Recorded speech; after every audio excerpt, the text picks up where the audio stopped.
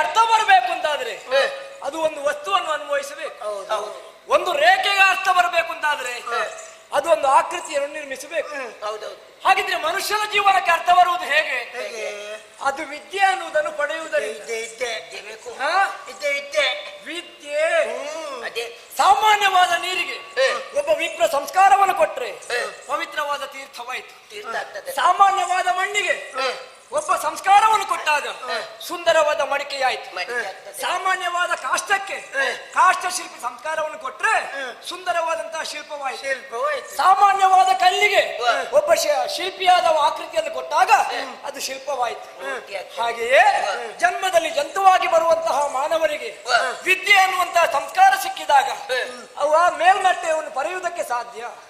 ಇದನ್ನು ಅರ್ಥ ಮಾಡಿಕೊಂಡಂತಹ ನಮ್ಮಣ್ಣ ದಕ್ಷ ರೂಕ್ಷನಾದಂತಹ ನಾನು ಕೂಡ ಯೋಗ್ಯ ವಿದ್ಯಾವಂತನಾಗಬೇಕು, ಸಂಸ್ಕಾರವಂತನಾಗಬೇಕು ಅನ್ನುವ ಕಾರಣಕ್ಕೆ ವಿಕ್ಷಿಪ್ತರ ಬಳಿಯಲ್ಲಿ ನನ್ನನ್ನು ವಿದ್ಯಾಭ್ಯಾಸಕ್ಕೆ ಇರಿಸಿ ಹೋದ ಅಲ್ವಾ. ನಾನು ಮೊನ್ನೆ ಬಂದದ್ದು. ನಾವು ಬಂದು ಎಷ್ಟು ವರ್ಷ ಆಯ್ತಾ ಗೊತ್ತಿಲ್ಲ ಅಲ್ವಾ ಮಿತ್ರರೇ. ಮೊನ್ನೆ ಗುರುಗಳನ್ನು 27 ವರ್ಷ ಆಯ್ತು. ಹೌದಾ? ಇನ್ನು ಹೋಗುವ ಮನಸ್ಸಿಲ್ಲ ಅಲ್ಲ? ಗುರುಗಳ ಸೇವೆ ಇಲ್ಲಿ ಸೇವೆ. ನಾವು ಹೋದ್ರೆ ಗುರುಗಳಿಗೆ ಮತ್ತೆ ಇಲ್ಲಿ ಯಾರು ಇರುವುದಿಲ್ಲ. ಹೌದೌದು. ಮೊನ್ನೆ ಗುರುಗಳನ್ನು ಪ್ರಶ್ನೆ ಮಾಡಿದ್ರಲ್ಲ ಕೆಲವೆಲ್ಲ. ಯಾರನ್ನಾದ್ರೂ ದಾರಿಯಲ್ಲಿ ಹಾಕಬಹುದು, ಗುರುಗಳನ್ನು ದಾರಿಯಲ್ಲಿ ಹಾಕಬಾರ್ದು. ನೀನು ಬಿದ್ರು ತೊಂದರೆ ಇಲ್ಲ, ನಾನು ಬಿದ್ರು ತೊಂದರೆ ಇಲ್ಲ, ಗುರುಗಳು ಬೀಳ್ಬಾರ್ದು. ಹೌದೌದು. ವಿದ್ಯಾರ್ಥಿಗಳಾದಂತಹ ನಮ್ಮ ಜ್ಞಾನವನ್ನು ತಿಳಿಯುವುದಕ್ಕೆ ಮೊನ್ನೆ ಪ್ರಶ್ನೆ ಮಾಡಿದ್ರಲ್ಲ ಗುರುಗಳು. ಪರೀಕ್ಷೆ ಅಲ್ವಾ? ಒಂದು ಹಲವಾಗುವುದು, ಹಲವು ಒಂದಾಗುವುದು, ಇದ್ದು ಇಲ್ಲದಂತಿಹುದು, ಜಟಿಲವಾದ ಪ್ರಶ್ನೆಗೆ ಅಲ್ಲ ನಾನು ಕೊಟ್ಟ ಉತ್ತರ ಯಾವುದಾದ್ರೂ ತಪ್ಪಿತ್ತ? ಸರಿಯಂತೂ ಇರ್ಲಿಲ್ಲ. ಮತ್ತೆ ನಂದು ತಪ್ಪಿತ್ತ? ಇಲ್ಲಪ್ಪ, ಉತ್ತರ ಸರಿ ಇತ್ತ. ನಿನ್ನ ಮಟ್ಟಿಗೆ ಸರಿ, ಇವನ ಮಟ್ಟಿಗೆ ಸರಿ. ಹಾಗಂತ ಅವರು ಕೇಳಿದ ಪ್ರಶ್ನೆಗೆ ಉತ್ತರ ಅದಲ್ಲ. ಸರಿಯಾದ ಉತ್ತರ ನಾನು ಕೊಟ್ಟ. ನಿಂದೆ ತಪ್ಪು. ಯಾಕೆ? ನಾವು ಕೊಟ್ಟಾಗಿ ಕೊಡ್ಬೇಕಿತ್ತು. ಹೌದೌದು. ಹಾಗೆ ಕೊಟ್ಟಿದ್ರೆ ನಾನು ಹೀಗಾಗುವುದಿಲ್ವಾ? ಯಾರಿಗೆ ಗೊತ್ತು? ಈಗ ನನ್ನ ಹಾಗೆ ನೀನು ಉತ್ತರ ಕೊಟ್ಟಿದ್ರೆ ನೀನು ಹೀಗಾಗುವುದಿಲ್ವಾ? ಯಾರಿಗೆ ಗೊತ್ತು? ನೀನು ಹೀಗಾದ್ರೆ ಮತ್ತೆ ಇದನ್ನು ಮಾಡುವುದಕ್ಕೆ ಯಾರಿದ್ದಾರೆ? ಅದು ಮತ್ತೆ ಅದಕ್ಕೆ ಜನ ಎಲ್ಲರೂ ಇದರಲ್ಲಿ ಬಯಸುದು. ಹೌದೌದು. ಅಲ್ಲ, ಬಯಸುವುದು ಮಾತ್ರ ಅಲ್ಲ, ಮಾಡಬೇಕು ಅಂತಾದ್ರೂ ಪ್ರಯತ್ನವೂ ಬೇಕು. ನಂದು ಸುದ್ದಿ ಇದು ಆಗದಿದ್ರೆ ಇದು ಸುಲಭ. ಅದೇ ಅಲ್ಲ ಮತ್ತೊಮ್ಮೆ ಅದು ಎಷ್ಟು ಕಷ್ಟ ಅಂತ ಅವನಿಗೆ ಗೊತ್ತು. ಅವರವರದ್ದು ಅವರವರಿಗೆ ಗೊತ್ತಾಗುವುದು, ಮತ್ತೊಬ್ಬರಿಗೆ ಹೇಳಲಿಕ್ಕೆ ಸುಲಭ ಅಲ್ವಾ? ಒಂದು ಸಿಕ್ಕಿಸಿಕೊಂಡು ಬಂದ ಅಂತ ಹೇಳ್ತಾರೆ. ಹೌದು, ಒಳಗಿನ ಕಷ್ಟ ದೇವರಿಗೆ ಗೊತ್ತು. ಅದು ಎಷ್ಟು ಸಲ ಬರ್ತಾನೆ ಅಲ್ವಾ, ಒಂದೊಂದೇ ಸಿಕ್ಕಿಸಿಕೊಂಡು. ಅಯ್ಯೋ, ಆದ್ರೆ ನಾನು ಹೇಳಿದಂತಹ ಉತ್ತರಕ್ಕೆ ಸಂತೋಷಗೊಂಡಂತಹ ಗುರುಗಳು ಒಂದು ಬಿರುದನ್ನು ಕೊಟ್ಟರಲ್ಲ ನನಗೆ. ಏನಂತದ್ದು? ಏಕಪಾಠಿ. ಅಂದ್ರೆ ನಿಮಗೆಲ್ಲ 10 ಸಲ ಓದಿದ್ರು ಗೊತ್ತಾಗುದಿಲ್ಲ, ನಮಗೆ ಒಂದೇ ಸಲ ಪಾಠ ಸಾಕು. ಒಮ್ಮೆ ಕೇಳಿದ್ರೆ ಸಾಕು. ಹೌದು. ಆದ್ರೆ ಮಿತ್ರರೇ, ನನಗೆ ಕೆಲವು ಸಮಯದಿಂದ ಒಂದು ವಿಷಯ ಹೊಳೆಯುವುದೀಗ. ಯಾಕೋ ಏನು ನಮ್ಮ ಗುರುಗಳು ಏನು ಶಾಲದಿಂದ ನನಗೆ ಅನಿಸುವುದುಂಟ. ಹೌದೌದು. ನಮ್ಮ ಜ್ಞಾನದಾಹ ಏನುಂಟು, ನಮ್ಮ ಜ್ಞಾನ ತೃಷ ಏನುಂಟು, ಅದನ್ನು ತೀರಿಸುವುದಕ್ಕೆ ನಮ್ಮ ಗುರುಗಳಲ್ಲಿ ಬೌದ್ಧಿಕವಾದ ಶಕ್ತಿಯಲ್ಲಿ ಕುಂಠಿತವನ್ನು ನಾನು ಕಾಣ್ತಾ ಇದ್ದೇನೆ. ಅಲ್ಲ, ನನ್ನಲ್ಲಿ ನನಗೆ ಅದು ಕಾಣುವುದಿಲ್ಲ. ಯಾಕೆ? ನನಗೆ ಗೊತ್ತಿದ್ದದ್ದು ಎಲ್ಲ ಅವರಿಗೆ ಗೊತ್ತುಂಟು. ನೋಡಿ, ಯಾವಾಗಲೂ ಪಾಠ ಮಾಡಿದ್ದನ್ನೇ ಮಾಡ್ತಾರೆ, ಹೇಳಿದ ವಿಷಯವನ್ನೇ ಹೇಳ್ತಾರೆ. ಒಂದು ರೀತಿ ಚರ್ವಣ ಅಂತ ಆಗುದಿಲ್ವಾ? ಬಹುಶಃ ಅವರಿಗೂ ಯಾರೋ ಹೇಳಿಕೊಟ್ಟದ್ದನ್ನೇ ಅವರು ಕೂಡ ಕಂಠಪಾಠ ಮಾಡಿದ್ದನ್ನೇ ನಮಗೆ ಗಿಲ್ಲಿ ಪಾಠ ಮಾಡಿಸುವುದು. ಹೊಸತು ವಿಷಯ ಗೊತ್ತಾಗುದಿಲ್ಲ. ಹಾಗಾಗಿ ಒಂದು ವೇಳೆ ಗುರುಗಳಿಗೆ ಗೊತ್ತುಂಟು ಅಂತ ಹೌದಾದ್ರೆ ನೀವು ನನ್ನ ಹಾಗಾಗಬೇಕಿತ್ತಲ್ಲ. ಹಾಗಿದ್ರೆ ನಾನು ಕಲ್ತದ್ದು ಹೇಗೆ? ಗುರುಗಳು ಹೇಳಿಕೊಟ್ಟಲ್ಲ, ನನ್ನ ಸ್ವಂತ ಸಂಪಾದನೆಯಿಂದಲೇ ನಾನೆಲ್ಲವನ್ನು ಅರ್ಥ ಮಾಡಿಕೊಂಡೆ. ನಾವು ದಿನಾ ಪಾಠಕ್ಕೆ ಹೋಗಬಾರದು, ಕೇಳಿದ್ದನ್ನೇ ಕೇಳಬಾರದು, ಅಪರೂಪಕ್ಕೊಮ್ಮೆ ಪಾಠಕ್ಕೆ ಹೋಗ್ಬೇಕು. ನನಗೆ ಅನಿಸುವುದು ಆ ಗುರುಗಳಿಗಿಂತ ನಾನು ಯಾವುದರಲ್ಲಿಯೂ ಕಡಿಮೆ ಇಲ್ಲ, ಹೆಚ್ಚೇನು ಗುರುಗಳಿಗಿಂತ ನಾನು ಅಧಿಕ ಒಂದು ಸ್ಥಾನ ಮೇಲೆ ಅಂತ ಹೇಳಿದ್ರೆ ಎಲ್ಲರೂ ಹೇಳಿಯಾರು ರೂಕ್ಷನಿಗೆ ಅಹಂಕಾರ ಬಂದಿದೆ ಅಂತ. ಹೌದೌದು, ಖಂಡಿತ ಅಹಂಕಾರ ಅಲ್ಲ. ಅದನ್ನು ಇವತ್ತು ನಾನು ಹೌದು ಅಂತ ಹೇಳಿಸ್ತೇನೆ. ಮೊನ್ನೆ ಗುರುಗಳು ನಮ್ಮನ್ನು ಪ್ರಶ್ನೆ ಮಾಡಿದ್ದು, ಇವತ್ತು ನಾನು ಗುರುಗಳನ್ನು ಪ್ರಶ್ನೆ ಮಾಡ್ತೇನೆ. ಈಗ ಗುರುಗಳಿಗೆ ಪರೀಕ್ಷೆ ಅದು ಬೇಕಾದ್ದು. ಇವತ್ತು ಅವರೇ ಪರೀಕ್ಷೆ ಮಾಡುದು ಯಾಕೆ? ಹೌದು, ನಮ್ಮನ್ನು ನಾವು ಅವರನ್ನು ಯಾಕೆ ಪರೀಕ್ಷೆ ಮಾಡಬಾರ್ದು? ಒಂದು ವೇಳೆ ನಾನು ಹೇಳಿ ಕೇಳಿದಂತಹ ಪ್ರಶ್ನೆಗಳಿಗೆ ಗುರುಗಳು ಸರಿಯಾದ ಉತ್ತರವನ್ನು ಕೊಟ್ರೆ ನನ್ನದು ತಪ್ಪು ಅಂತ ಅವರ ಕಾಲು ಹಿಡಿತೇನೆ. ಕೇಳುವಾಗ ನಮಗೆ ಗೊತ್ತಿದ್ದ ಉತ್ತರದ ಪ್ರಶ್ನೆಯನ್ನೇ ನೀನು ಕೇಳ್ಬೇಕಾಯ್ತಾ? ಒಂದು ವೇಳೆ ಅವರಿಗೆ ಗೊತ್ತಿಲ್ಲ ಅಂತಾದ್ರೆ ನಾನು ಹೇಳಿದ ಇಲ್ವಾ? ಖಂಡಿತ ಅಲ್ವಾ? ಈಗ ನಾನು ಪ್ರಶ್ನೆ ಕೇಳು, ಅವರು ಉತ್ತರ ಕೊಡುವುದು. ನಮ್ಮ ಈ ಪ್ರಶ್ನೋತ್ತರಕ್ಕೆ ಯಾರಾದ್ರೂ ಮೂರನೆಯವ ಕೇಳಿದ್ರೆ ಅವರಿಗೊಂದು ಹೇಳಲಿಕ್ಕೊಂದು ಆಧಾರ ಬೇಕೋ ಬೇಡ? ಹಾಗಾಗಿ ನೀವಿಬ್ಬರು ಆಧಾರ. ಹೌದು, ನಿನಗೆ ಈಗ ನಾವು ಆಧಾರ, ನನಗಲ್ವ ನಮ್ಮಲ್ಲಿ ನಡೆಯುವ ಸಂಭಾಷಣೆ. ಹಾಗಾಗಿ ಇಲ್ಲಿ ಮಾತಾಡುದು ಬೇಡ, ಹೋಗುವ ಗುರುಮಠಕ್ಕೆ.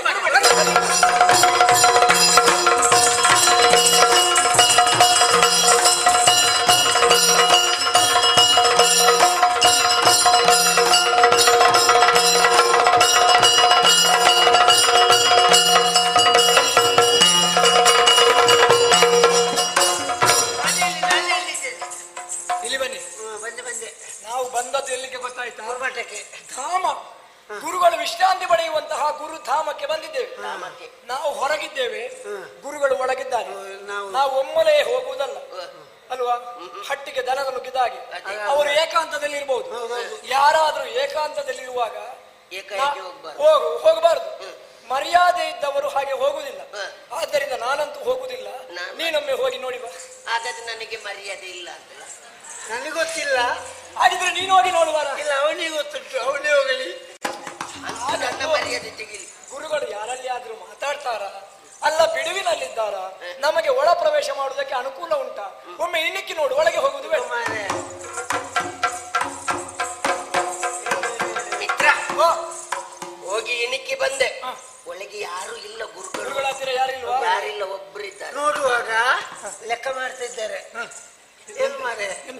ಲೆಕ್ಕ ಯಾರೆಲ್ಲ ಎಷ್ಟೆಷ್ಟು ಕೊಟ್ಟದ್ದುಂಟು, ಇನ್ನು ಎಷ್ಟು ಬರ್ಲಿಕ್ಕೆ ಉಂಟು, ಇವತ್ತೆಷ್ಟು ಸಿಕ್ತಿತ್ತು, ನಾಳೆಗೆ ಅವನಿಗೆ ಎಷ್ಟು ಕೊಡ್ಬೇಕು. ಹಾಗಾದ್ರೆ ಮಾತಾಡ್ಲಿಕ್ಕೆ ಒಳ್ಳೆಯ ಸಂದರ್ಭ ಅಂತ ಆಯ್ತು. ಹೌದು, ನೀವು ಇಲ್ಲಿಯೇ ಕೂತ್ಕೊಂಡಿದ್ದೀರಿ. ಆಯ್ತು, ನಾನು ಒಳಗೆ ಹೋಗಿ ಅವರಲ್ಲಿ ಮಾತಾಡ್ತೇನೆ. ನೀವು ಚೂರು ತಡಾಗಿ ಹೋಗ್ತೀಯ. ಯಾಕೆ? ನೀನು ಹೋಗುವಾಗ ನಿನ್ನ ಹೆಸರು ಬಂದಿರಿ. ಖಂಡಿತ ನೀವಿಬ್ಬರು ಇಲ್ಲಿ ಬನ್ನಿ. ಇಲ್ಲಿ ಕೂತ್ಕೊಳ್ಳಿ, ನಾನು ಮಾತಾಡ್ತೇನೆ, ಗುರುಗಳು ಉತ್ತರ ಕೊಡ್ತಾರೆ. ನೀವು ನೋಡ್ಬೇಕು. ನೀವು ಆಧಾರಕ್ಕೆ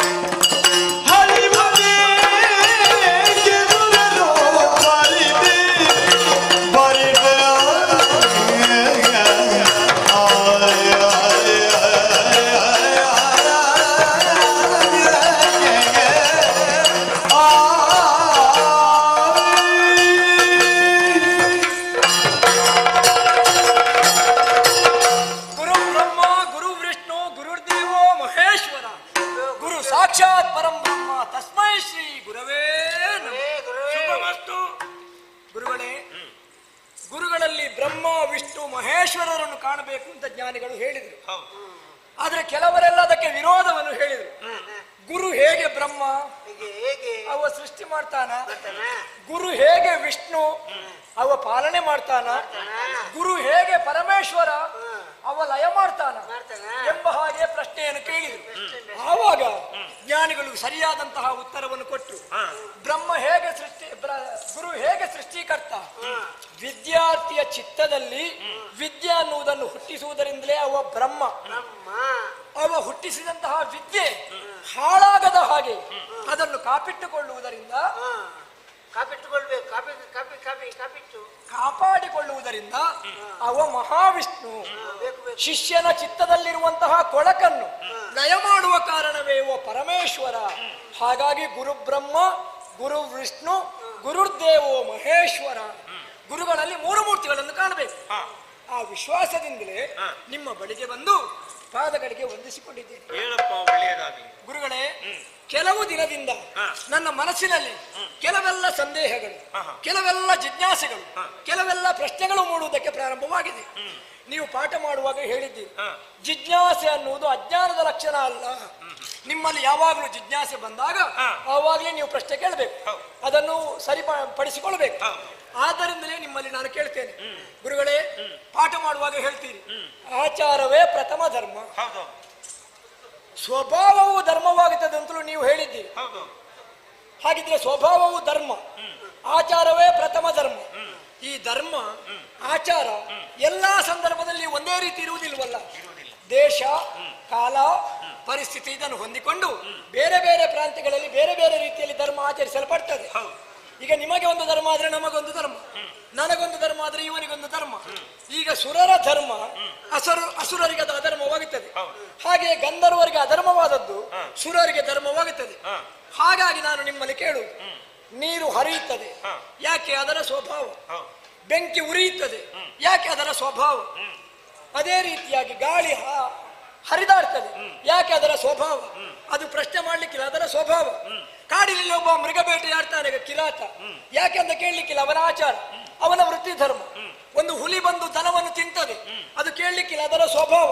ಹಾಗಿದ್ರೆ ಸ್ವಭಾವವು ಧರ್ಮ ಹೌದಂತಾದ್ರೆ, ಆಚಾರವೇ ಪ್ರಥಮ ಧರ್ಮ ಹೌದಂತಾದ್ರೆ, ಅಸುರರಿಗೆ ದುಷ್ಪ್ರವೃತ್ತಿಯೇ ಅವರ ಸ್ವಭಾವ. ಹೌದಪ್ಪ ಅಲ್ವಾ? ಈಗ ಸುರರು ಆಚಾರ ಬೇರೆ, ಅಸುರರಿಗೆ ಬೇರೆ. ಸುರರು ಒಳ್ಳೆಯದನ್ನು ಮಾಡುವುದಕ್ಕೆ, ಅಸುರರು ಅನ್ಯಾಯ ಮಾಡುವುದರಿಂದಲೇ ಅವರು ಅಸುರರು. ಅವರ ಆಚಾರವೇ ಅಲ್ವಾ, ಅವರಿಗೆ ಅದು ಧರ್ಮ ಅಲ್ವಾ? ಆದರೆ ನಿಮ್ಮಂತಹ ಋಷಿಮುನಿಗಳು ಯಾವಾಗಲೂ ಯಾಗ ಮಾಡುವಾಗ ಹೇಳ್ತೀರಂತೆ, ದೇವತೆಗಳೆಲ್ಲ ಬರಲಿ, ರಕ್ಕಸರೆಲ್ಲ ದೂರ ದೂರ ಹೋಗ್ಲಿ, ಆ ರಕ್ಕಸರನ್ನು ನೀವು ಬಾರಿ ಬಾರಿಗೆ ಬೈತಾ ಇರ್ತೀರಿ. ಹಾಗಿದ್ರೆ ಅವರ ವೃತ್ತಿ ಧರ್ಮದಲ್ಲಿ, ಅವರ ಕರ್ತವ್ಯದಲ್ಲಿ ಅವರಿರುವಾಗ ಆ ಅಸುರರನ್ನು ನಿಮ್ಮಂತಹ ಪ್ರಾಜ್ಞರು ಬ್ರಾಹ್ಮಣರು ನಿಂದಿಸುವುದು ಯಾಕೆ ಗುರುಗಳೇ? ಅವರಿಗೆ ಅದು ಆಚಾರ ಅಲ್ವಾ? ಹಾಗೆ ಹುಟ್ಟಿನಲ್ಲಿ ನಿನಗೆ ಧರ್ಮ ಜಿಜ್ಞಾಸೆ ಹುಟ್ಟಿಕೊಂಡಿದೆ ಅಂತ ಅರ್ಥವಾಯ್ತು. ಹೌದು ಮಗು, ಸ್ವಲ್ಪ ಆಲೋಚನೆ ಮಾಡು. ನೀನು ಕೇಳಿದಂತ ಪ್ರಶ್ನೆ ಸಾಧುವಾದ್ದೇ ಹೌದು ಅಂತಾದ್ರೂ ನಿನಗದನ್ನು ವಿವರಿಸಿ ಹೇಳುವಂತ ಸ್ಥಿತಿ ಇದಲ್ಲ. ಆದ್ರೂ ಸಂಕ್ಷಿಪ್ತವಾಗಿ ಹೇಳ್ತೇನೆ. ಧರ್ಮ ಎನ್ನುವುದು ಮೇಣದ ಉಂಡೆಯ ಹಾಗೆ. ಗೊತ್ತಾಯ್ತಾರ? ಏಳುಂಡೆ ಅಲ್ವಾ? ಏಳುಂಡೆ ಅಲ್ವಾ? ಅಲ್ಲ, 14 ಉಂಡೆ. ಈಗ ಏಳುಂಡೆ, ಎಳ್ಳುಂಡೆ ಅದಲ್ವಾ? ಧರ್ಮದ ಉಂಡೆಯ ಹಾಗೆ, ಮೇಣದ ಉಂಡೆ. ಮೇಣದ ಉಂಡೆಯ ಹಾಗೆ. ಯಾಕೆ? ಅದನ್ನು ಹೇಗೆ ಬೇಕಾದ್ರೂ ತಿರುಗಿಸುವುದಕ್ಕೆ ಸಾಧ್ಯ ಉಂಟು ಅಂತ. ಗೊತ್ತಾಯ್ತಾ? ಹೇಗೆ ಬೇಕಾದ್ರೂ ತಿರುಗಿಸ್ಲಿಕ್ಕೆ ಆಗ್ತದೆ. ನಾವಲ್ಲ, ಕಾಲಕ್ಕೆ ಸರಿಯಾಗಿ. ಯಾಕಂದ್ರೆ ನೀನೇ ಹೇಳಿದೆಯಲ್ಲ, ಸುರರು ಅಸುರರು ಅಧರ್ಮಿಗಳು ಒಳ್ಳೆಯದ ಮನಸ್ಸುಳ್ಳವರು, ಇದೆಲ್ಲ ಕ್ರಮವೇ ಹೌದು. ಹುಲಿಯೊಂದು ಕಾಡಿನಲ್ಲಿದ್ದುಕೊಂಡು ಮಾಂಸಾಹಾರಿ ಆಗ್ಬೇಕು, ಅದು ನಾಡಿಗೆ ಹಿಡಿದು ನಮ್ಮ ಹಟ್ಟಿಯನ್ನು ಸೇರಿ ನಾವು ಸಾಕಿದಂತಹ ದನವನ್ನು ತಿನ್ನುವಾಗ ನಾವು ಅದನ್ನು ಖಂಡಿಸಬೇಕಾಗ್ತದೆ. ಯಾಕೆ? ಅದರ ಸ್ವಸ್ಥಾನವನ್ನು ಬಿಟ್ಟು ನಾಡಿಗೆ ಹಿಡಿದಿದೆ, ನಮ್ಮ ಹಟ್ಟಿಗೆ ಬಂದಿದೆ, ನಾವು ಸಾಕಿದ ದನ ತಿಂದಿದೆ ಎನ್ನುವ ಕಾರಣಕ್ಕೆ ನಾವು ಅದನ್ನು ಖಂಡಿಸ್ತೇವೆ. ಅಲ್ಲದೆ ಕಾಡಿನಲ್ಲಿದ್ದುಕೊಂಡು ಏನು ಮಾಡಿದ್ರು ಯಾರು ಅದನ್ನು ದಂಡಿಸಬಾರದು. ದಂಡಿಸಿದ್ರೆ ಅದಕ್ಕೂ ಇವರಿಗೂ ದಂಡನೆ ಇದೆ. ಹಾಗಿದ್ರೆ ಅಸುರರನ್ನು ಯಾಕೆ ಕಾರಣ ಉಂಟು. ಅವರಿಗೆ ಒಂದು ಕ್ಷೇತ್ರ ಅಂತ ಇದೆ, ವ್ಯಾಪ್ತಿ. ಆ ವ್ಯಾಪ್ತಿಯಲ್ಲಿ ಅವರು ಏನು ಬೇಕಾದ್ರೂ ಮಾಡ್ಲಿ, ಯಾರು ಏನು ಹೇಳುದಿಲ್ಲ. ಅವರು ಆ ಕ್ಷೇತ್ರವನ್ನು ಬಿಟ್ಟು ಈ ಕಡೆಗೆ ಬಂದು ದೇವತೆಗಳಿಗೆ, ಬ್ರಾಹ್ಮಣರಿಗೆ, ಸ್ತ್ರೀಯರಿಗೆ, ಋಷಿಮುನಿಗಳಿಗೆ ಅನ್ಯಾಯ ಮಾಡಿದಾಗ ಧರ್ಮ ಅನಿಸ್ತದೆ. ಆವಾಗ ನಾವು ಅವರನ್ನು ಖಂಡಿಸಬೇಕಾಗ್ತದೆ. ಅಂದ್ರೆ ಅವರ ವ್ಯಾಪ್ತಿ ಪ್ರದೇಶವನ್ನು ಬಿಟ್ಟು ಹೊರಗೆ ಬರಬಾರದು. ಗೊತ್ತಾಯ್ತಾ?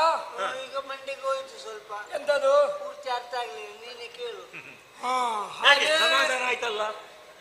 ಸಮಾಧಾನ ಅಂತಲ್ಲ, ಒಂದು ಅಲ್ಪ ತೃಪ್ತಿ. ಮುಗೀತಲ್ಲ? ಇನ್ನೊಂದು ಪ್ರಶ್ನೆ,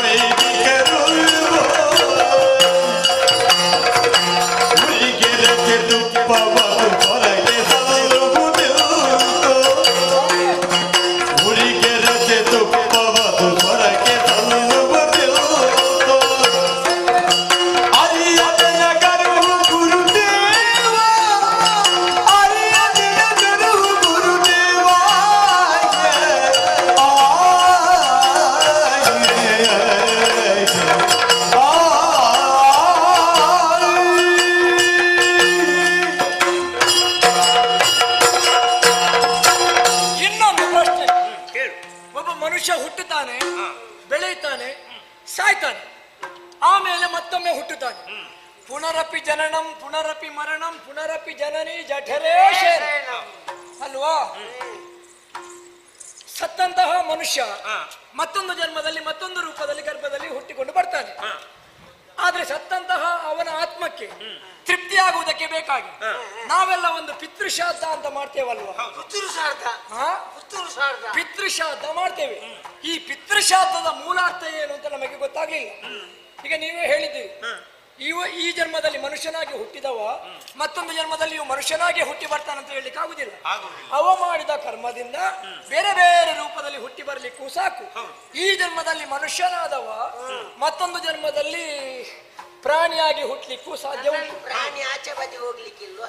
ಈ ಜನ್ಮದಲ್ಲಿ ಮನುಷ್ಯನಾದವ ಮತ್ತೊಂದು ಜನ್ಮದಲ್ಲಿ ಹುಲಿಯ ಹೊಟ್ಟೆಯಲ್ಲಿ ಹುಲಿಯಾಗಿ ಹುಟ್ಟಲಿಕ್ಕೂ ಸಾಕು. ಯಾರಿಗೆ ಹೇಳಿ ಗೊತ್ತು? ಕರ್ಮದ ಫಲವೇ ಜನ್ಮ ಅಲ್ವಾ? ಹೇಳಲಿಕ್ಕಾಗುದಿಲ್ಲ. ಆದ್ರೆ ನಾವು ಪಿತೃಶ್ರಾದ್ದವನ್ನು ಮಾಡ್ತೇವೆ. ಈ ಪಿತೃಶ್ರಾದ್ದದಲ್ಲಿ ಒಂದು ಸಮಸ್ಯೆ ಏನು ಗೊತ್ತಾ?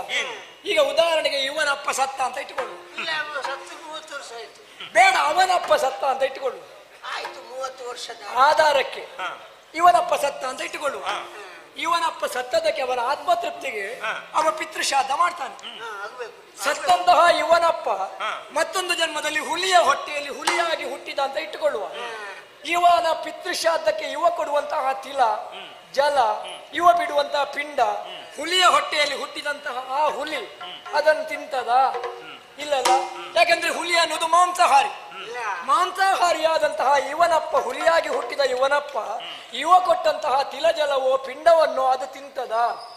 ತಿನ್ನುವುದಿಲ್ಲ ಅಂತಾದ್ರೆ ಇವ ಮಾಡಿದ ಪಿತೃಶ್ರಾದ್ದಕ್ಕೆ ಅರ್ಥ ಏನು ಅಂತ ಬಂತ ಇಲ್ವಾ? ಒಂದು ವೇಳೆ ತಿಂತದೇ ಹೌದು ಅಂತಾದ್ರೆ ನೀವು ಮತ್ತೊಂದು ಹೇಳಿದ್ದೀರಿ, ಆತ್ಮ ರೂಪ ರಸ ಗಂಧ ಇದೆಲ್ಲ ರಹಿತವಾದದ್ದು ಮಗ. ಅದು ನೀರಿನಲ್ಲಿ ನೆನೆಯುವುದಿಲ್ಲ, ಗಾಳಿಯಲ್ಲಿ ಒಣಗುವುದಿಲ್ಲ, ಬೆಂಕಿಯಲ್ಲಿ ಬೇಯುವುದಿಲ್ಲ ಅಂತ ಹೇಳ್ತೀರಿ. ಹಾಗಿದ್ರೆ ಇವ ಕೊಟ್ಟದ್ದನ್ನು ಅದು ತಿನ್ನುವುದಿಲ್ಲ ಅಂತಾದ್ರೆ, ಅದನ್ನು ಸ್ವೀಕಾರ ಮಾಡುವುದಿಲ್ಲ ಅಂತಾದ್ರೆ ಇವ ಪಿತೃಶ್ರಾದ್ದ ಮಾಡುವುದು ಯಾಕೆ? ಒಂದು ವೇಳೆ ಮಾಡುವುದೇ ಹೌದು ಅಂತಾದ್ರೆ ಹುಲಿಯ ಹೊಟ್ಟೆಯಲ್ಲಿ ಹುಟ್ಟಿದ ಇವನಪ್ಪ ಇವ ಬಿಟ್ಟಂತಹ ಪಿಂಡವನ್ನು ತಿಂತಾನ? ತಿನ್ನದಿದ್ರೆ ಇವ ಮಾಡುವ ಪಿತೃಶ್ರಾದ್ದಕ್ಕೆ ಅರ್ಥ ಏನು? ಇದಕ್ಕೆ ಒಂದು ಉತ್ತರವನ್ನು ಕೊಡಬೇಕು. ಇನ್ನು ನಿಮ್ಮಂತ ಬ್ರಾಹ್ಮಣರೆಲ್ಲ ಒಂದು ಅಗ್ನಿಕುಂಡ ರಚನೆ ಮಾಡಿ ಅಲ್ಲಿ ಅಗ್ನಿಯನ್ನು ನಿರ್ಮಿಸಿ ಅದಕ್ಕೆ ನಾವು ತಿನ್ನಬೇಕಾದ ಆಹಾರವನ್ನೆಲ್ಲ ಹಾಕ್ತಿರಲ್ಲ, ಅದೆಂತದ್ದು ಯಜ್ಞವು? ಅದು ಯಾಕೆ ಮಾಡುದು ಗುರುಗಳೇ? ದೇವತೆಗಳ ಮನಸ್ಸಿನ ತೃಪ್ತಿಗೆ. ಹೌದಾ? ಅಂದ್ರೆ ಇಲ್ಲಿ ಭೂಲೋಕದಲ್ಲಿ ಅಗ್ನಿಕುಂಡ ರಚನೆ ಮಾಡಿ ನೀವು ಹಾಕಿದ ತುಪ್ಪ ಅದು ಹೊಗೆಯ ರೂಪದಲ್ಲಿ, ಧೂಮದ ರೂಪದಲ್ಲಿ ಮೇಲೆ ಹೋಗ್ತದೆ. ಅದನ್ನು ಅವರು ಆಘ್ರಾಣಿಸ್ತಾರೆ. ಯಾರು? ದೇವತೆಗಳು. ಅವರ ತೃಪ್ತಿಗೊಂಡು ಭೂಲೋಕಕ್ಕೆ ಮಳೆ ಸುರಿಸ್ತಾರೆ. ದೇವತೆಗಳು ಧೂಮಪಾನ ಮಾಡುವುದು. ಹೌದೌದು. ಹೌದಾ? ದೇವತೆಗಳು. ಗುರುಗಳೇ, ಸ್ವರ್ಗ ಅಂದ್ರೆ ಎಲ್ಲಿ? ನೋಡ್ಲಿಲ್ಲ. ದೇವೇಂದ್ರ ಗೊತ್ತಿಲ್ಲ. ಅಗ್ನಿ ಮಂತ್ರದ ಅಧಿದೇವತೆಗಳು. ಅಂದ್ರೆ ಸ್ವರ್ಗ ಅನ್ನುವುದು ಎಲ್ಲಿಂದ ನೀವು ನೋಡ್ಲಿಲ್ಲ? ಯಾರು ನೋಡ್ಲಿಲ್ಲ. ದೇವೇಂದ್ರ ದೇವತೆಗಳನ್ನು ನೀವು ನೋಡ್ಲಿಲ್ಲ. ಮಂತ್ರದಲ್ಲಿ ಇದ್ದಾರೆ ಅಂತ ನೀವು ಹೇಳುದು. ಆದರೂ ಬೆಂಕಿಗೆ ಹಾಕಿದ ತುಪ್ಪ ಹವಿಸ್ಸಾಗಿ ಸ್ವರ್ಗಕ್ಕೆ ಹೋಗಿ ಮುಟ್ತದೆ ಅಂತ ಹೇಳುದಲ್ವಾ? ಇದು ಬಹಳ ವಿಚಿತ್ರ ಅಲ್ಲ? ಈಗ ನಿಮ್ಮ ಶಿಷ್ಯರಲ್ಲಿ ಇವರಿಬ್ಬರನ್ನು ಹೆಡ್ಡರು ಅಂತ ನೀವು ಹೇಳ್ತೀರಲ್ಲ, ನಿಮ್ಮ ಮುಂದೆ ಇವರಲ್ಲಿ ಒಂದು ಪ್ರಶ್ನೆ ಮಾಡ್ತೇನೆ. ಹೇ, ನಿನ್ನನ್ನು ಮತ್ತು ಇವನನ್ನು ನಾವಿಲ್ಲಿ ಊಟಕ್ಕೆ ಕುತ್ಕೊಳಿಸ್ತೇನೆ. ಬೇಡ, ನಿಮ್ಮನ್ನು 2 ಮಾಳಿಗೆಯ ಮೇಲೆ ಕುತ್ಕೊಳಿಸ್ತೇನೆ. ನೆಲದಲ್ಲಿ ನಿಮಗೆ ಮೃಷ್ಟಾನ್ನವನ್ನು ನಾನು ಬಡಿಸ್ತೇನೆ. ನೀವು ಮೇಲೆ ಕೂತ್ಕೊಳ್ಬೇಕು, ನಾನು ಕೆಳಗೆ ನಿಮಗೆ ಬಡಿಸುವುದು. ಮೇಲೆ ಕೂತ ನೀವು ಕೆಳಗೆ ಬಡಿಸಿದ್ದನ್ನು ತಿನ್ಬೇಕಾಗ್ತದ? ಅಯ್ಯೋ, ಕೈ ಅಷ್ಟು ಉದ್ದ ಬರ್ತದ? ಹೇಗಾಗ್ತದ? ಯಾಕೆ ಗೊತ್ತಿಲ್ಲ. ಅಲ್ಲ, ಯಾಕಾಗುದಿಲ್ಲ? ಆಗುದಿಲ್ಲ. ನೀನು ಕೂತದಲ್ಲಿ ಮೇಲೆ, ಬಡಿಸಿದ್ದಲ್ಲಿ ಕೆಳಗೆ. ಆಯ್ತಲ್ಲ. ನಿಮ್ಮ ಇಬ್ಬರು ಹೆಡ್ಡ ಶಿಷ್ಯರು 2 ಮಾಳಿಗೆಯ ಮೇಲೆ ಅವರು ಕೂತ್ರೆ ಕೆಳಗೆ ನಾನು ಬಡಿಸಿದ ಮೃಷ್ಟಾನ್ನವನ್ನು ಅವರಿಗೆ ತಿನ್ಲಿಕ್ಕೆ ಆಗುವುದಿಲ್ಲ ಅಂತೆ. ಮತ್ತೆ ನೀವು ಭೂಲೋಕದಲ್ಲಿ ಅಗ್ನಿಕುಂಡಕ್ಕೆ ಹಾಕಿದ ತುಪ್ಪ ನೀವು ನೋಡದ ಸ್ವರ್ಗದಲ್ಲಿ ನೀವು ನೋಡದ ದೇವೇಂದ್ರ ತಿಂತಾನೆ ಅಂತ ನೀವು ಹೇಳುವುದು ಇದೊಂದು ಹುಚ್ಚು ಕಲ್ಪನೆ ಅಲ್ವಾ? ಒಂದು ವೇಳೆ ನಿಮ್ಮ ಹವಿಸ್ಸು ಸ್ವರ್ಗಕ್ಕೆ ಮುಟ್ತದಂತಾದ್ರೆ ನಮಗೆ ಇನ್ನು ಬಹಳ ಸುಲಭ ಉಂಟು. ನಾವೆಲ್ಲ ಒಂದು ಊರಿಂದ ಮತ್ತೊಂದು ಊರಿಗೆ ಹೋಗುವಾಗ ನಮ್ಮ ಸಾಮಗ್ರಿಯನ್ನು ಹಿಡ್ಕೊಂಡು ಹೋಗಬೇಕು ಅಂತ ಇಲ್ಲ. ಆ ಸಾಮಗ್ರಿಯ ಪಾತೇಯ ಉಂಟಲ್ಲ, ಅದನ್ನೆಲ್ಲ ಹಿಡ್ಕೊಂಡು ಹೋಗಬೇಕು ಅಂತ ಇಲ್ಲ. ನಮ್ಮ ಗುರುಗಳಲ್ಲಿ ಹೇಳುವುದು, ಒಂದು ಅಗ್ನಿಕುಂಡ ರಚನೆ ಮಾಡುದು, ನಮ್ಮ ಸಾಮಗ್ರಿಯ ಪಾತೇಯವನ್ನು ಅಗ್ನಿಗೆ ಹಾಕಿ ರೂಕ್ಷನ ಮನೆಗೆ ಹೋಗ್ಲಿಂದ ಒಂದು ಮಂತ್ರ ಮುಟ್ಬೇಕು. ನೀವು ಇಲ್ಲಿಗೆ ಹಾಕಿದ್ದು ಸ್ವರ್ಗಕ್ಕೆ ಮುಟ್ತದಂತಾದ್ರೆ ನನ್ನ ಕೈ ಚೀಲ ನನ್ನ ಮನೆಗೆ ಯಾಕೆ ಮುಟ್ಟುವುದಿಲ್ಲ? ನನ್ನ ಕೈ ಚೀಲವನ್ನು ನನ್ನ ಮನೆಗೆ ಮುಟ್ಟಿಸುವುದಕ್ಕೆ ನಿಮಗೆ ಆಗುದಿಲ್ಲ ಅಂತಾದ್ರೆ ನೀವು ಇಲ್ಲಿ ಬೆಂಕಿಗೆ ಹಾಕಿದ ತುಪ್ಪ ಸ್ವರ್ಗದಲ್ಲಿ ದೇವೇಂದ್ರ ತಿಂತಾನ? ಹೇಗೆ ಹೋಗ್ತದೆ? ಮನೆಗೆ ಯಾಕೆ ಬರುವುದಿಲ್ಲ? ಇದೊಂದು ಪ್ರಶ್ನೆ. ಇನ್ನೊಂದುಂಟು, ಎಲ್ಲದರಲ್ಲಿಯೂ ದೇವರನ್ನು ಕಾಣಬೇಕು ಅಂತ ಹೇಳ್ತೀರಿ ಅಲ್ವಾ? ಈಗ ದೇವಾಲಯದ ಒಳಗಿರುವಂತಹ ವಿಗ್ರಹ ಅದು ದೇವರು, ಅದನ್ನು ನಾವು ಪೂಜೆ ಮಾಡ್ತೇವೆ. ಈಗ ಎಲ್ಲದರಲ್ಲಿಯೂ ದೇವರನ್ನು ಕಾಣಬೇಕು ಅಂತಾದ್ರೆ ಗುಡಿಯಲ್ಲಿರುವ ಮೂರ್ತಿ ಮಾತ್ರ ದೇವರಲ್ಲ, ಅದಕ್ಕೆ ಪೂಜೆ ಮಾಡುವ ಅರ್ಚಕನು ದೇವರಲ್ವಾ? ಅರ್ಚಕನ ಕೈಯಲ್ಲಿರುವಂತಹ ತಟ್ಟೆಯು ದೇವರಲ್ವಾ? ಅದಕ್ಕೆ ಹಾಕಿದ ಎಣ್ಣೆಯೂ ದೇವರಲ್ವಾ? ಅದರಲ್ಲಿ ಇಟ್ಟ ಬತ್ತಿಯೂ ದೇವರಲ್ವಾ? ಅದಕ್ಕೆ ಕೊಡುವ ಬೆಂಕಿಯೂ ದೇವರಲ್ವಾ? ಈಗ ನನ್ನ ಪ್ರಶ್ನೆ, ಒಂದು ದೇವರಿಗೆ ಇನ್ನೊಂದು ದೇವರು ಮತ್ತೊಂದು ದೇವರನ್ನು ಉಪಯೋಗಿಸಿ ಪೂಜೆ ಮಾಡಬಹುದೇ? ಒಬ್ಬ ದೇವರಿಗೆ ಇನ್ನೊಬ್ಬ ದೇವರು ಇನ್ನೊಂದು ದೇವರನ್ನು ಉಪಯೋಗಿಸಿ ಪೂಜೆ ಮಾಡಬಹುದೇ? ಅದ್ವೈತ. ಇದಕ್ಕೆ ಅರ್ಥ ಏನು? ಪಿತೃಶ್ರಾದ್ದ, ಯಜ್ಞ, ಅದ್ವೈತ. ಈ ಎಲ್ಲ ಸಮಸ್ಯೆ ನನ್ನನ್ನು ಬಾಧಿಸ್ತದೆ. ಉತ್ತರ ಕೊಡಿ. ಬಾಲಕನ ಪ್ರಶ್ನೆಗಳ ಆಲಿಸುತ್ತ ಗುರುವಿರುವಾಗ ತಾಳು ಬೇಡುವೆ ಕಾಲ ಬರಿತು ಬಾಲನಿಗಿದನು ತಿಳಿಯುತ್ತಲ ಬಂದಿರುತ್ತ ತಾಳಿನ ಮೌನವನ್ನು ಕೈದೋ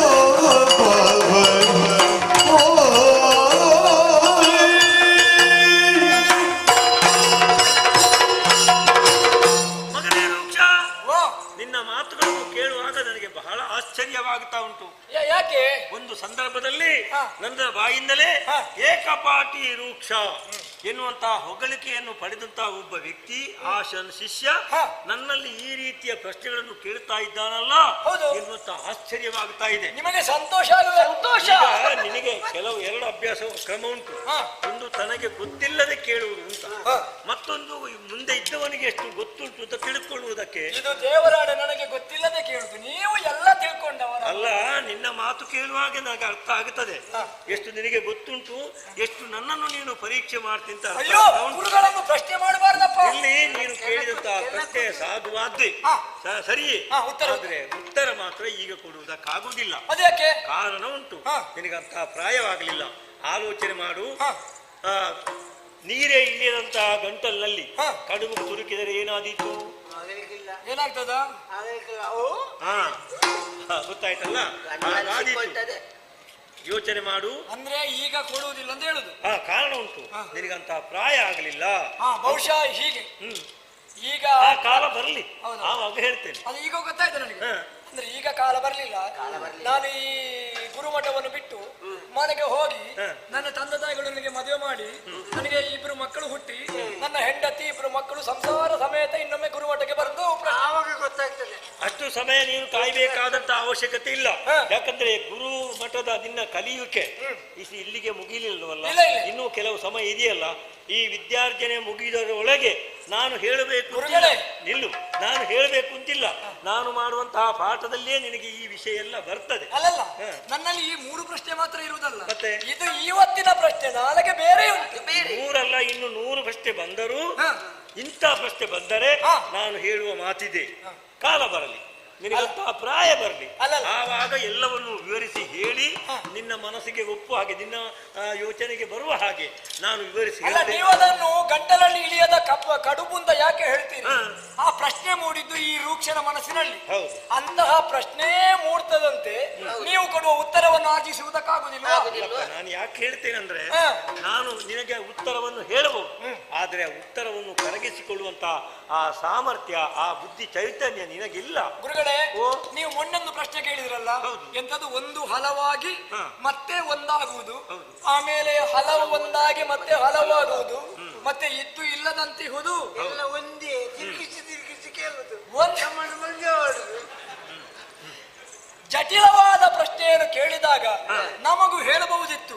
ನೀವು ಇಷ್ಟು ಬೇಗ ಅಂತಹ ಪ್ರಶ್ನೆ ಕೇಳಿದ್ರೆ ನಮಗೆಲ್ಲ ಗೊತ್ತಾಗುವುದಿಲ್ಲ, ಕಾಲ ಬರಲಿ, ಸ್ವಲ್ಪ ಮುಂದೆ ಹೋಗ್ಲಿ, ನಾವು ಉತ್ತರ ಕೊಡ್ತೇವೆ ಅಂತ ಹೇಳಬಹುದು. ನೋಡಪ್ಪ ರೂಕ್ಷ, ಅದನ್ನು ನಾನು ಹೇಳಬಹುದು, ನೀವು ಹೇಳುವುದಕ್ಕಾಗುವುದಿಲ್ಲ. ಯಾಕೆ? ನಾವು ನಿಮ್ಮಲ್ಲಿ ಪ್ರಶ್ನೆ ಕೇಳಿದ್ದು ಏನನ್ನು? ನಾನು ಇಷ್ಟರವರೆಗೆ ಏನು ಪಾಠ ಮಾಡಿದ್ದೇನೋ ಅಷ್ಟೇ ಅದಕ್ಕನುಗುಣವಾದಂತಹ ಪ್ರಶ್ನೆಯನ್ನು ಕೇಳಿದ್ದೇನೆ. ನೀನು ಈಗ ಕೇಳಿದಂತಹ ಈ ಪ್ರಶ್ನೆಗೆ ಉತ್ತರವನ್ನು ನಿನಗೆ ತಿಳಿಸಬಹುದು, ಆದ್ರೆ ಅದನ್ನು ನಿನಗೆ ಈಗ ನೀವು ಕೇಳಿದ್ದು ಪಾಠ ಮಾಡಿದ ವಿಷಯ, ಹಾಗಂತ ನಿಮಗೆ ಎಲ್ಲವೂ ಗೊತ್ತುಂಟಲ್ಲ.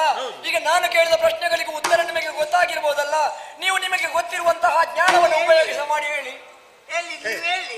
ಗುರು ನೀನ ನಾನು ಗುರು ಯಾರು ನೀವೇ. ಮತ್ತೆ ಏನು ಒತ್ತಾಯ ಮಾಡಿ ಒತ್ತಾಯ ಪೂರ್ವಕವಾಗಿ ಕೇಳ್ತಾ ಇದ್ದಿ ನೀವೇ ಪ್ರಶ್ನೆ ಏನು ಕೇಳ್ತಾ. ಬಲಾತ್ಕಾರದಿನ್ನದು ಗುರುಗಳೇ, ಏನು ನಮಗೆ ಕೋಪ ಬರುವುದು ಯಾವಾಗ ಗೊತ್ತುಂಟ? ಯಾವಾಗ ನಾವು ಒಂದು ವಿಷಯವನ್ನು ಮಂಡಿಸಿದಾಗ ಅದನ್ನು ನಮಗೆ ಸರಿ ಮಾಡುವುದಕ್ಕಾಗದೇ ಇದ್ದಾಗ ಕೋಪ ಬರುವುದು. ಬಾಯಿ ಮುಚ್ಚಿ ಕೂತ್ಕೋ.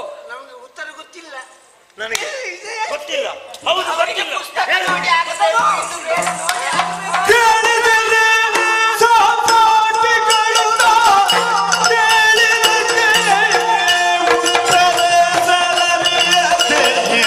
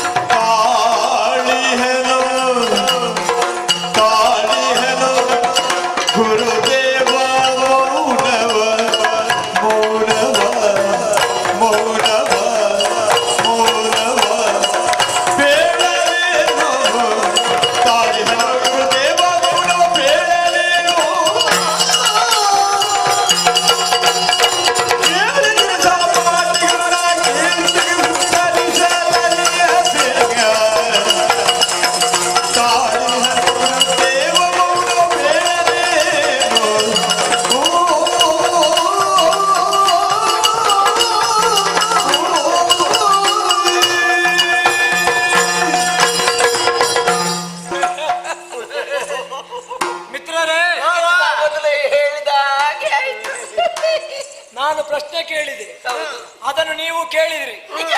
ನಿಮ್ಮಲ್ಲಿ ಕೇಳುವುದೀಗ, ನಾನು ಕೇಳಿದ ಪ್ರಶ್ನೆಯಲ್ಲಿ ಅಸತ್ಯ ಇತ್ತ?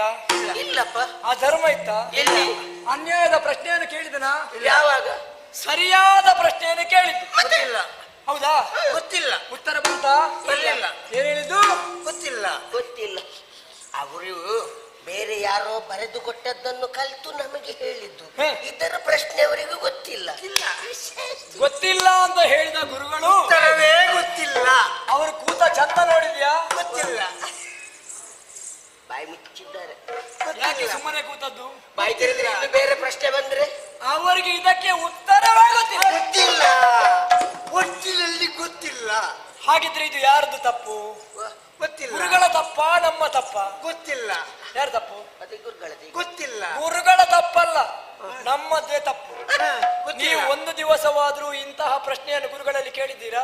ಅಯ್ಯೋ, ಹೆದರಿಕೆ ಆಗ್ತಾ ಇತ್ತು, ಎಲ್ಲಿ ಪೆಟ್ಟು ಬೀಳ್ತದೆ ಅಂತ. ಅದಕ್ಕಿಂತಲೂ ಏನು, ಗುರುಗಳು ಪರಂಬ್ರಹ್ಮ, ಗುರುಗಳು ಸಾಕ್ಷಾತ್ ಅವರೇ ಎಲ್ಲವೂ.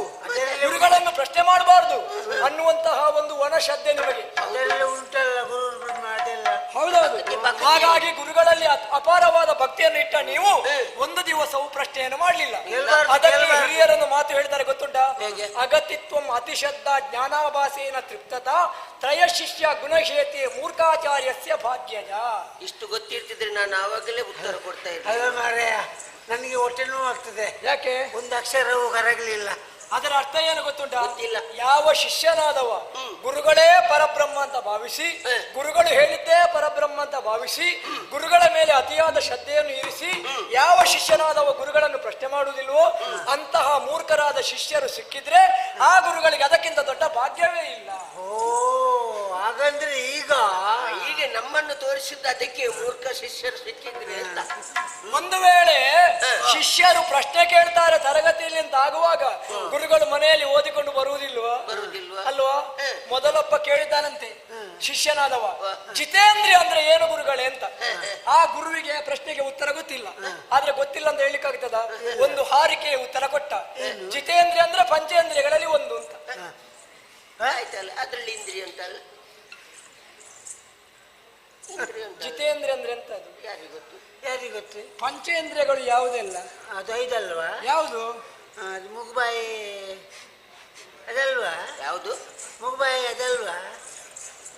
ಒಂದೊಂದು ಕೇಳಿ ನಮ್ಮ ಕಣ್ಣು, ಕಿವಿ, ಮೂಗು, ನಾಲಗೆ, ಚರ್ಮ, ಅದು ಎರಡು. ಅದು ಪಂಚೇಂದ್ರಿಯ.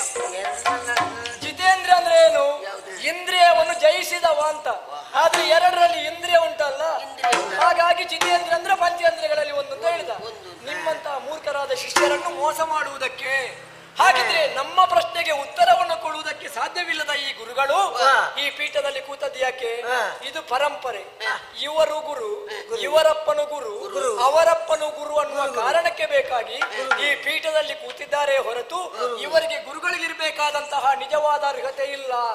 ಅರ್ಹತೆ ಇಲ್ಲದಂತಹ ಈ ವ್ಯಕ್ತಿ ಗುರುವಿನ ವೇಷ ಮಾಡಿ ಕೂತದ್ದು ಯಾಕೆ? ಒಂದೇ ಉದರದ ಶನೆಗೆನುತ್ತಾ ವಿಪ್ರರು ವಿಧ ವಿಧದ ವಿದ್ಯೆಗಳ ಸೃಷ್ಟಿಸಿ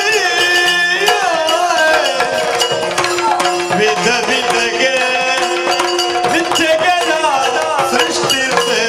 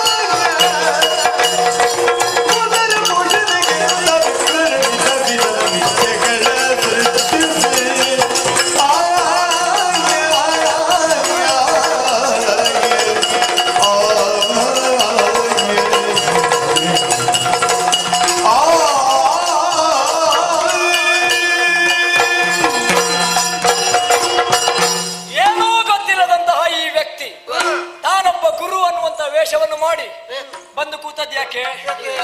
ಹೌದೌದು, ಇದು ಗುರುವಿನ ವೇಷ. ಹೌದಾ? ವೇಷ? ಹೌದೌದು, ಗೊತ್ತಾಗ್ಲಿಲ್ಲ. ಉದರ ನಿಮಿತ್ತಂ ಬಹುಕೃತ ವೇಷ. ಹೊಟ್ಟೆ ತುಂಬಿಸುವುದಕ್ಕಾಗಿ. ಹೊಟ್ಟೆ ತುಂಬಿಸುವುದಕ್ಕೆ ಎಂತೆಂತ ವೇಷ ಕಟ್ತಾರೆ ಕೆಲವರು. ವೇಷ ಕಟ್ಟಿ ಸಾಯ್ತಾರೆ ಅಲ್ವಾ? ಅಲ್ಲ, ಇಷ್ಟೆಲ್ಲ ಕಷ್ಟಪಡುವುದು ಏನು ಹೊಟ್ಟೆ ತುಂಬಿಸುವುದು? ಉದರ ಪೋಷಣೆಗೆ ಬೇಕಾಗಿ ಈ ವ್ಯಕ್ತಿ ತಾನೊಬ್ಬ ಗುರು ಅನ್ನುವಂತಹ ಒಂದು ವೇಷವನ್ನು ಮಾಡಿ ಬಂದು ಇವರು ಕೂತದ್ದು. ನಿಜವಾಗಿ ಇವರಿಗೆ ಎಂತದೂ ಗೊತ್ತಿಲ್ಲ.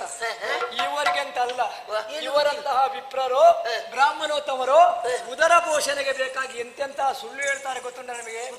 ಹೌದೌದು, ಅವರೆಲ್ಲ ಹೇಳುವುದೇನು ಬ್ರಾಹ್ಮಣರು?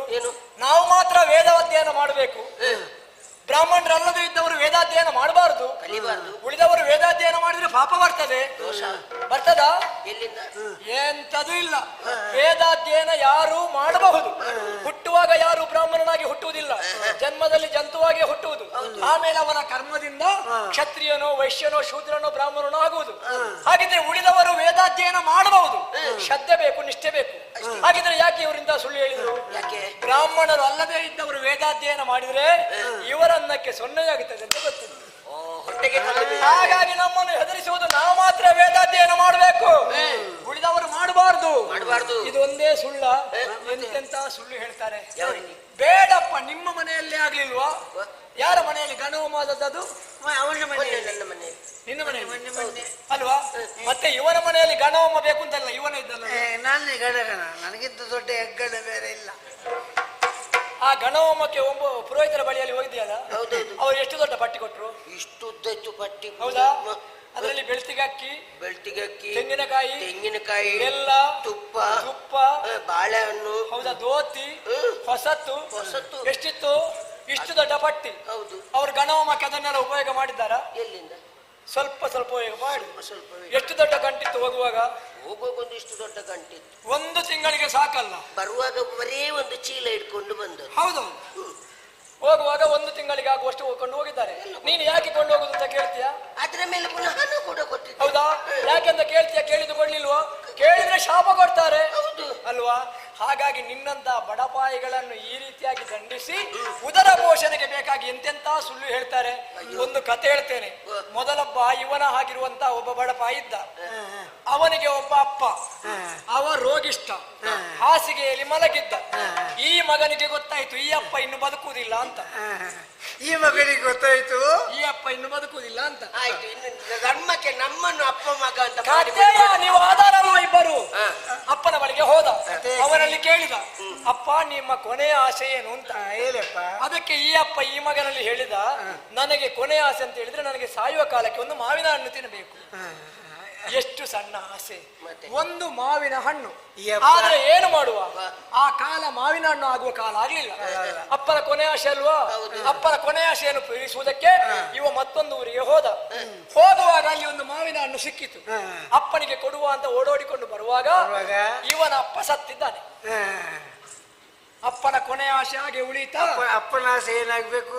ಅಪ್ಪನ ಆಸೆ ಹಾಗೆ ಉಳಿಯಿತು.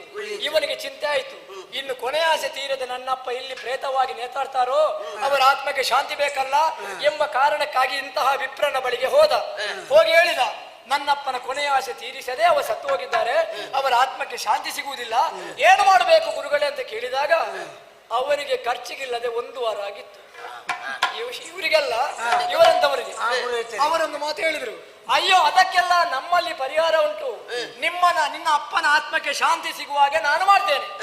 ಅವನ ಶಾತದ ದಿವಸ 1000 ಮಂದಿ ಬ್ರಾಹ್ಮಣರನ್ನು ಊಟಕ್ಕೆ ಬರ್ಲಿಕ್ಕೆ ಹೇಳು.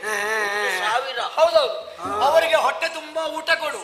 ಅವರು ಊಟ ಮಾಡಿ ಹೋಗುವಾಗ ಒಬ್ಬೊಬ್ಬ ಬ್ರಾಹ್ಮಣನಿಗೆ 1 ಚಿನ್ನದ ಮಾವಿನ ಹಣ್ಣನ್ನು ದಾನ ಮಾಡು, ನಿನ್ನ ಅಪ್ಪ ಸ್ವರ್ಗಕ್ಕೆ ಹೋಗ್ತಾನೆ. ಬ್ರಾಹ್ಮಣನಿಗೆ ಚಿನ್ನದ ಮಾವಿನ ಹಣ್ಣನ್ನು ದಾನ ಕೊಟ್ರೆ ಇವನಪ್ಪ ಸ್ವರ್ಗಕ್ಕೆ ಹೋಗುದು ಹೇಗೆ? ಅದೇ ಹೇಗೆ? ಆಮೇಲೆ ಹಸಿ ಮಾವಿನ ಹಣ್ಣೇ ತಿನ್ಲಿಕ್ಕೆ ಆಗ್ಲಿಲ್ಲ, ಇನ್ನು ಚಿನ್ನದ ಮಾವಿನ ಹಣ್ಣು ತಿನ್ಲಿಕ್ಕೆ ಆದೀತ. ಅದು ಬಾದರಾಯಣ ಸಂಬಂಧ ಅಂತ ಹೇಳುದು. ನಿನಗೆ ಬಾದರಾಯಣ ಸಂಬಂಧ ಅಂತ ಗೊತ್ತುಂಟ ನನಗೆ? ಇನ್ನು ಆ ಸಂಬಂಧ ಎಲ್ಲ ಕಟ್ಟಿಕೊಂಡು ಏನಾಗಬೇಕು? ಬೇಡ ಅಲ್ಲ? ಬೇಡ. ಇನ್ನೊಂದು ಸಮಯ ಸಿಕ್ಕಿದ್ರೆ ಹೇಳ್ತೇನೆ. ಬಾದರಾಯಣ ಸಂಬಂಧ ಅಂತ ಉಂಟು. ಸಂಬಂಧದ ಇಲ್ಲದಂತಹ ಬೇರೆ ಬೇರೆ ಸುಳ್ಳುಗಳನ್ನು ಹೇಳಿಸಿ ಇತರರಿಗೆ ಬದುಕಿನ ಅರ್ಥವೇ ಗೊತ್ತಿಲ್ಲದ ಹಾಗೆ ಬದುಕನ್ನು ಬಹಳ ಸಂಕೀರ್ಣಗೊಳಿಸಿ, ಬದುಕನ್ನು ನಿಗೂಢಗೊಳಿಸಿ, ಉಳಿದವರಿಗೆ ಬದುಕಿನ ಅರ್ಥವೇ ಗೊತ್ತಿಲ್ಲದ ಹಾಗೆ ನಮ್ಮಂತಹ ಬಡಪಾಯಿಗಳನ್ನು ದುಡಿಸಿ ಇವರ ಹೊಟ್ಟೆ ತುಂಬಿಸುವಂತಹ ಇವರಂತಹ ಏನೂ ಗೊತ್ತಿಲ್ಲದ ಗುರುಗಳ ಬಳಿ ನಾವು ಉದ್ಧಾರವಾಗಲಿಕ್ಕುಂಟ. ನಮ್ಮ ಗುರುಗಳಿಗೆ ಏನು ಗೊತ್ತಿಲ್ಲ.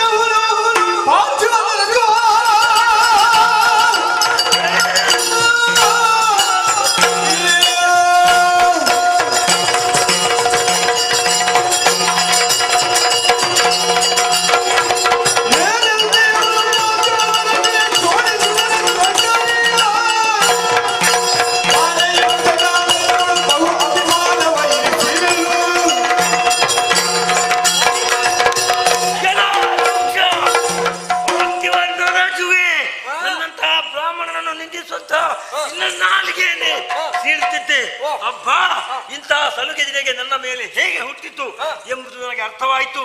ಅತಿಯಾದಂತಹ ಪ್ರೀತಿ ನಿನ್ನ ಮೇಲೆ ಯಾಕೆ? ಒಂದು ನಾಡನ್ನು ಆಳುವಂತ ಅರಸನ ಮಗ ನೀನು, ಮುಂದೆ ಒಂದು ಆ ನಾಡನ್ನು ಆಳುವಂತಹ ಯೋಗ್ಯತೆ ಉಳ್ಳವ, ಪ್ರಜಾಜನರನ್ನು ರಂಜಿಸಬೇಕಾದಂತಹ ವ್ಯಕ್ತಿ ಎಂಬ ಹಾಗೆ ವಿಶೇಷವಾದಂತಹ ಅಭಿಮಾನ ಪ್ರೀತಿಯನ್ನು ಇರಿಸಿಕೊಂಡೆ. ಮಾತ್ರವಲ್ಲ, ಈ ಮಠಕ್ಕೆ ಬಂದ ಮೇಲೆ ಹೇಳಿದಂತಹ ಎಲ್ಲಾ ವಿಚಾರಗಳನ್ನು ಜ್ಞಾಪಕದಲ್ಲಿಟ್ಟು ನನ್ನ ಪ್ರಶ್ನೆಗೆ ಉತ್ತರ ಕೊಟ್ಟಂತ ಒಬ್ಬ ಯೋಗ್ಯ ಶಿಷ್ಯ ಎಂಬ ಹಾಗೆ ನಿನಗೆ ವಿಶೇಷವಾದಂತಹ ಅಭಿಮಾನ ಗೌರವ ಪ್ರೀತಿಯನ್ನು ಇರಿಸಿದರೆ ನನ್ನ ಪ್ರೀತಿ ಹೋಯಿತು. ನೀನು ಹೀಗೆ ಉಳಿದೆ ಎಂದಾದ್ರೆ ಲೋಕವನ್ನೇ ಬಿಡಲಾರೆ. ಆದ್ದರಿಂದ ಇಡೀ ಶಾಪ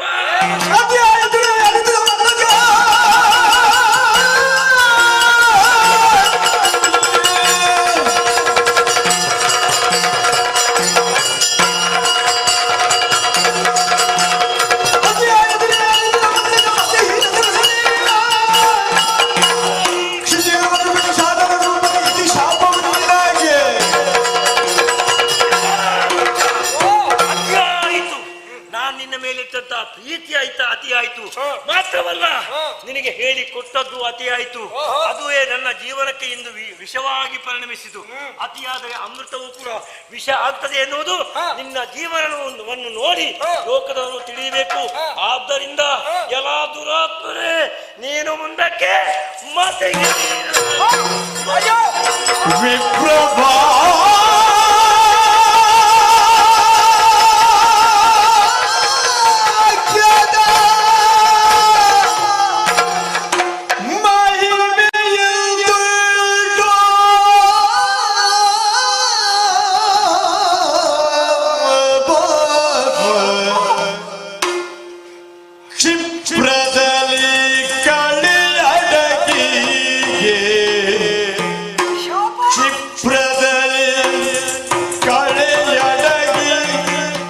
ಮೊಗದಲ್ಲಿ ಅಪ್ರಸನ್ನತೆ ತುಂಬಿ ಮೊಗದಲ್ಲಿ ಅಪ್ರಸನ್ನತೆ ತುಂಬಿ ಕೆಣೆದಳು ವಿಪ್ರಲಾಳಿಗೆ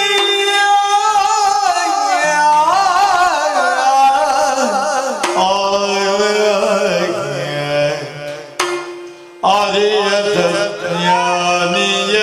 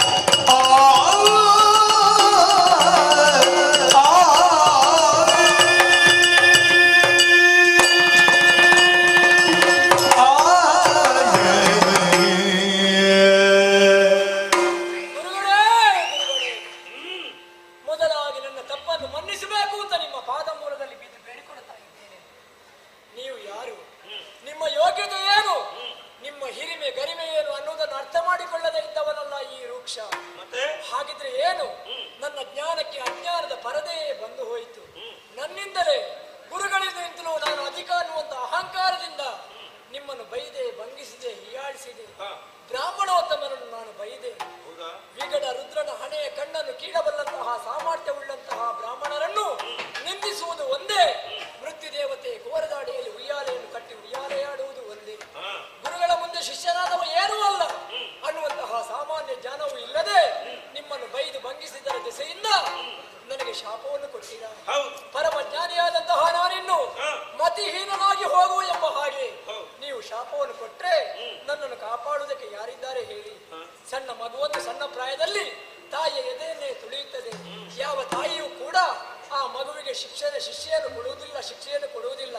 ಆದ್ದರಿಂದ ಮಗುವಾದಂತಹ ನಾನು ಆಡಿದಂತಹ ಆ ತೊದಲುಳಿಗೆ ನೀವು ಇಂತಹ ಘೋರವಾದ ಶಾಪವನ್ನು ಕೊಟ್ರೆ ನನ್ನನ್ನು ಕಾಪಾಡುವುದಕ್ಕೆ ಯಾರಿದ್ದಾರೆ ಹೇಳಿ? ಪ್ರಜೆಗಳನ್ನು ಪೊರೆಯಬೇಕಾದ ಅರಸನೇ ಪ್ರಜೆಗಳನ್ನು ಮುಣಿದರೆ, ಹೆತ್ತ ತಾಯಿಯೇ ಮಗುವಿಗೆ ವಿಷವನ್ನು ಕೊಟ್ಟರೆ, ಬೇಲಿಯ ಎಂದು ಹೊಲವನ್ನು ಮೇದರೆ, ಗುಂಪಿಯ ಮೇಲೆ ಬ್ರಹ್ಮಾಸ್ತ್ರವನ್ನು ಪ್ರಯೋಗ ಮಾಡಿದರೆ ಈ ಬದುಕುವುದಕ್ಕೆ ಯಾರಿಂದ ಸಾಧ್ಯ?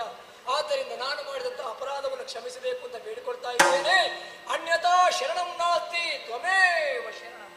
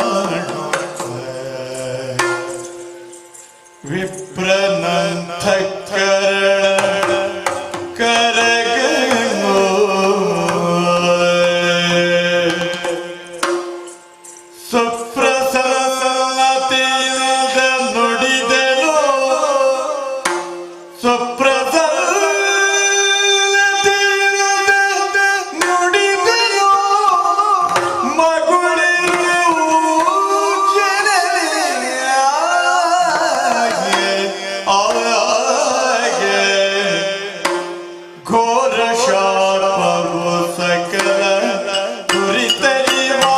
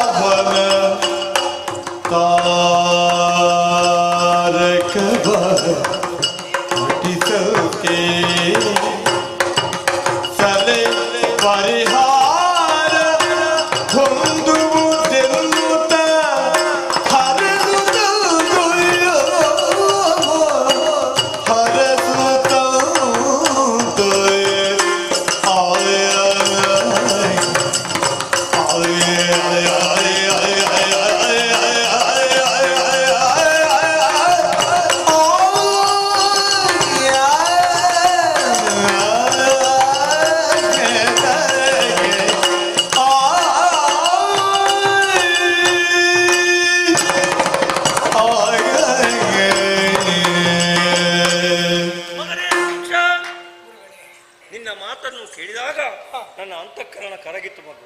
ಅವಸರ ಪಟ್ಟೆ ಎಂಬ ಆ ವಿಚಾರ ಈಗ ಅರ್ಥವಾಯಿತು.